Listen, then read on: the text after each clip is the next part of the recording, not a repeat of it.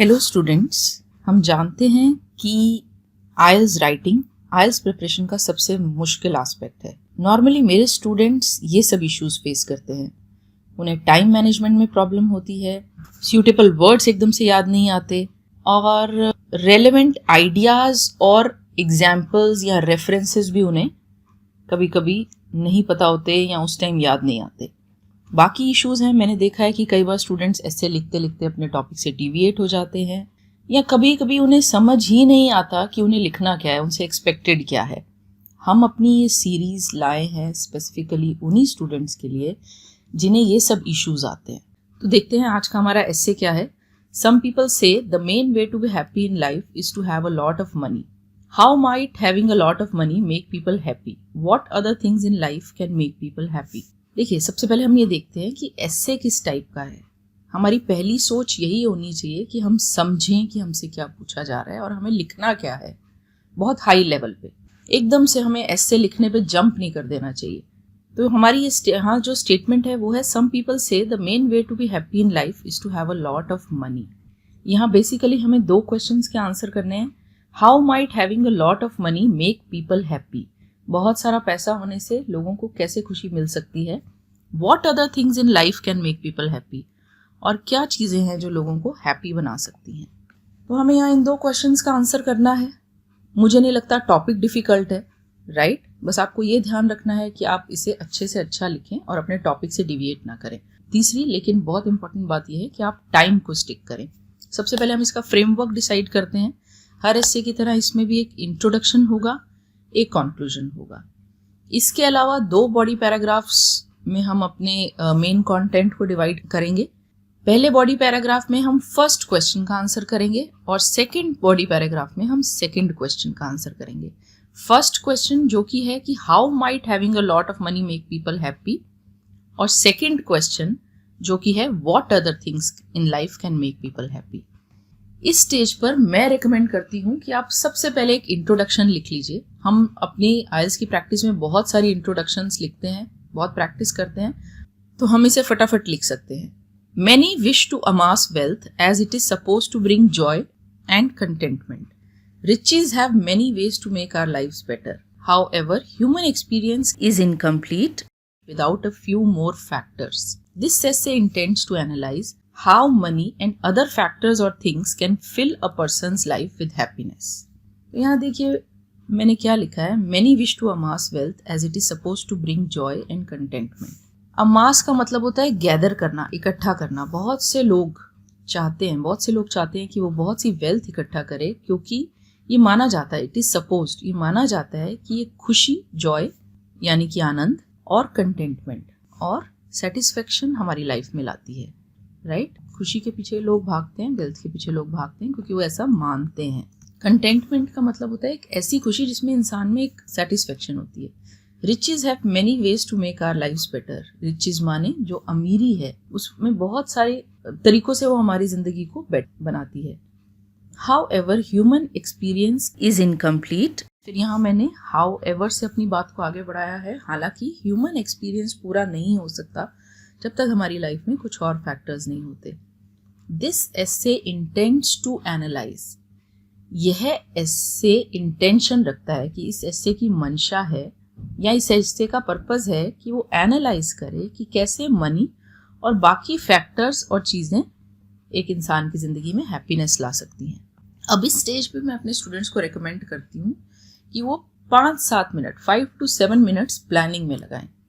Body paragraph 1 को plan करें, body paragraph 2 को प्लान करें। हम अपनी प्लानिंग में एक रफ स्पेस में, आपको अपने माइंड में प्लान नहीं करना है, एक रफ पेपर लेंगे और आप उसमें दोनों पैराग्राफ्स में क्या क्या लिखेंगे उसका एक फ्रेमवर्क सा, बहुत हाई लेवल पे बहुत फ्रेमवर्क तैयार करेंगे। आप कुछ इंपॉर्टेंट वर्ड्स लिखेंगे और अगर आपको कुछ इंपॉर्टेंट फ्रेज या कुछ अच्छा सेंटेंस ऐसा याद आता है जो आप लिखना चाहते हैं, आप यहाँ पे लिखेंगे। लेटर ऑन हम उस थॉट को एक्सपैंड करेंगे। तो BP1 में देखिए मैंने क्या लिखा है कि मनी कैसे हमें खुशी देती है। बेसिक नीड्स, मैंने कुछ मेन वर्ड्स लिखे हैं। सिक्योरिटी लाती है वो हमारी लाइफ में, फैसिलिटीज़, लग्जरी लाती है। मुझे ध्यान आया कि हम हायर एजुकेशन अवेल कर सकते हैं, एग्जॉटिक डेस्टिनेशंस पे ट्रैवल कर सकते हैं।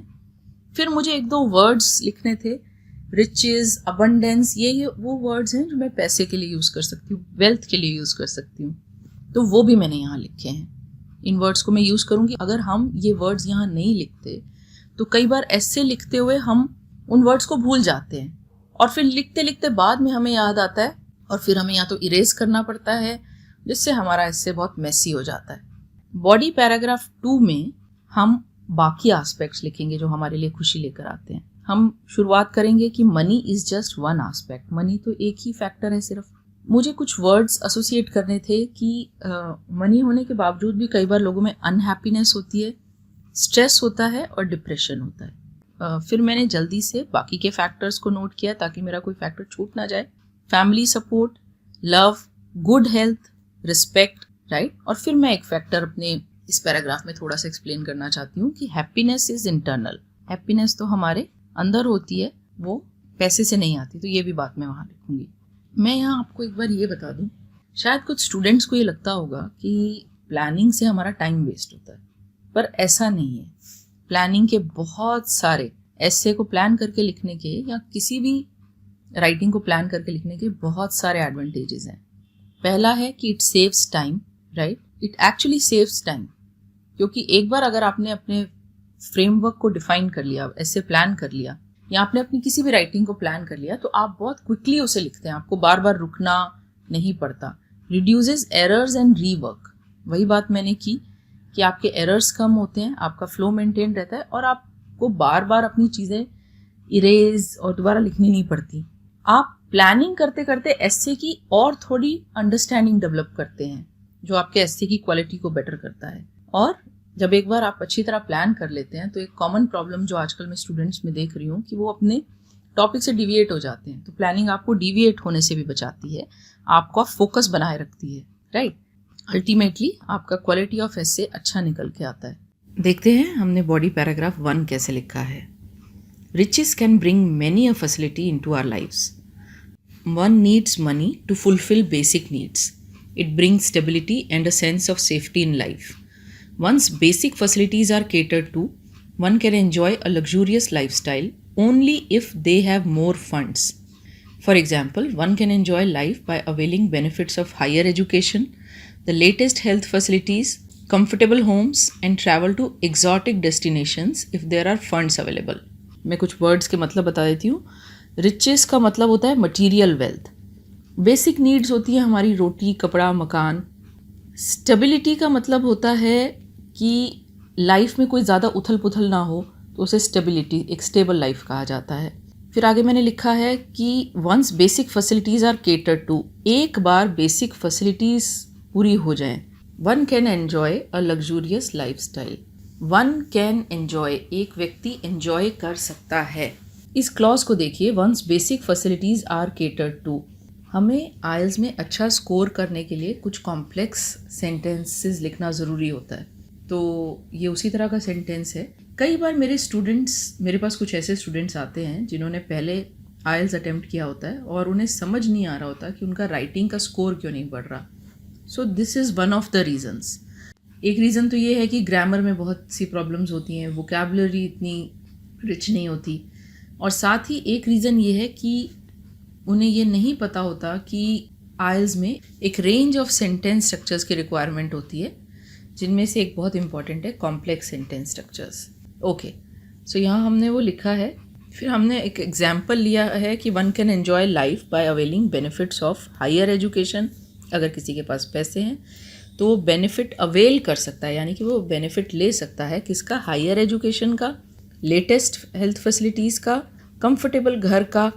वन कैन लिव लाइफ और travel to exotic destinations. Travel to exotic destinations का मतलब होता है, एग्जॉटिक होता है मतलब दूर दराज की जगहों पे, या जहाँ पर आमतौर पर लोग नहीं जाते, ऐसी जगहों पे ट्रैवल करके लोग अपनी लाइफ को और अच्छा बना सकते हैं। अब हम नेक्स्ट बॉडी पैराग्राफ पे आते हैं। यहाँ मैंने ये एक्सप्लेन किया है कि मनी के अलावा ऐसी क्या फैक्टर्स हैं जो हमारी ज़िंदगी में खुशी लाते हैं। Even though the above is true, money is just one aspect of life, for there are others that can't be ignored. An absence or lack of any of these can lead to a person facing unhappiness, stress and depression despite amassing ample wealth. One such factor is the affection and support of family members. Other vital factors are good health and respect in society. Last but not least, happiness is within a person, and if a person is not happy inside, no external aspect can help. देखिए, मैंने अपने paragraph की शुरुआत की है even though से. even though का मतलब है हालांकि. even though एक फॉर्मल इंग्लिश है हालांकि के लिए. तो यहाँ मैंने लिखा है even though the above is true. हालांकि जो ऊपर दिया गया है वो सच है. Money is just one aspect of life. Money life का सिर्फ एक आस्पेक्ट है. आस्पेक्ट का मतलब क्या होता है? एक पहलू है, right. For there are others that can't be ignored. For there are others, क्योंकि कुछ और ऐसे हैं जिनको हम इग्नोर नहीं कर सकते. एन एब्सेंस और lack of any of these can lead to a person facing unhappiness, stress and depression despite amassing ample wealth. Absence होता है पूरी तरह ना होना और लैक होता है कमी होना. अगर इनमें से और जो कुछ फैक्टर्स हैं या और जो कुछ एस्पेक्ट्स हैं अगर वो बिल्कुल ना हो या उनकी कमी हो तो एक व्यक्ति को अनहैप्पीनेस हो सकती है, स्ट्रेस हो सकता है और डिप्रेशन भी हो सकता है. डिस्पाइट अमासिंग एम्पल वेल्थ, इसके बावजूद कि उसने बहुत सी वेल्थ या उसने एम्पल मीन्स सफिशेंट और अमासिंग माने इकट्ठा करना, उसने इनफ वेल्थ इकट्ठी की हो उसके बावजूद उसको ये सब प्रॉब्लम्स हो सकती हैं. One such factor is the affection and support of family members. एक आस्पेक्ट है फैमिली मेम्बर्स का अफेक्शन. अफेक्शन माने उनकी ममता, प्यार और support. Other vital factors are good health and respect in society. और दूसरे फैक्टर्स मैंने लिखे हैं गुड हेल्थ और सोसाइटी में रिस्पेक्ट. ये तो सिंपल है. लास्ट बट नॉट लीस्ट से मैंने अपना आखिरी पॉइंट दिया है. इस लास्ट बट नॉट लीस्ट का मतलब होता है कि हम इसे आखिर में मेंशन कर रहे हैं, पर ये बहुत इंपॉर्टेंट पॉइंट है और वो है happiness is within a person and if a person is not happy inside no external aspect can help. Happiness इंसान के अंदर होती है और अगर पर्सन हैप्पी नहीं है अंदर से तो कोई भी एक्सटर्नल एस्पेक्ट यानी कि बाहरी पहलू उसकी मदद नहीं कर सकता. यहाँ मैं आपका ध्यान अपनी एक रिलेटेड प्लेलिस्ट की तरफ खींचना चाहूँगी. इसी तरह के और बहुत से वीडियोस हमने अपलोड किए हैं. आप हमारी डिस्क्रिप्शन में उस प्लेलिस्ट पे क्लिक करके आप हमारी प्लेलिस्ट पे जा सकते हैं. हमारा मकसद है कि आप अपने कानों में हेडफोन्स लगाएं, एस्से को समझें, बहुत से नए वर्ड समझें, एस्से का फ्लो समझें, अपने लिए और आइडियाज़ इकट्ठे करें और आइल्स राइटिंग में अच्छा परफॉर्म करें. चलिए देखते हैं कि मैंने कंक्लूजन कैसे लिखा है. Finally a person can come out of survival mode and enjoy the comforts and luxuries of life if they have abundance. However, money cannot provide us all-round happiness or contentment. The gratification from material things is short-lived and shallow. A person needs a lot more to experience a contented life. Finally, word लिख के मैंने अपने conclusion की शुरुआत की है. A person can come out of survival mode. Survival mode होता है, survival mode हमारा तब होता है जब हम लाइफ में बस जी रहे होते हैं. खाना पीना और हमारे पास बेसिक सी फैसिलिटीज़, उसे कहते हैं जस्ट सर्वाइव करना है, सर्वाइवल मोड में जीना. सो मैंने यहाँ लिखा है person can come out of survival mode and enjoy the comforts and luxuries of life if they have abundance. However money can not provide us all round happiness. All round happiness एक वो state होती है जब हम हर तरफ से खुश होते हैं, हर तरह से, और हंसते मुस्कुराते रहते हैं, उसे ऑल राउंड हैप्पीनेस कहते हैं. और कंटेंटमेंट होता है एक संतोष का भाव. आगे मैंने लिखा है the gratification from material things is short lived and shallow. मतलब जो ग्रेटिफिकेशन का मतलब होता है जो एक बहुत अधिक सेटिस्फेक्शन होती है, सेटिस्फेक्शन से भी हायर लेवल की सेटिस्फेक्शन.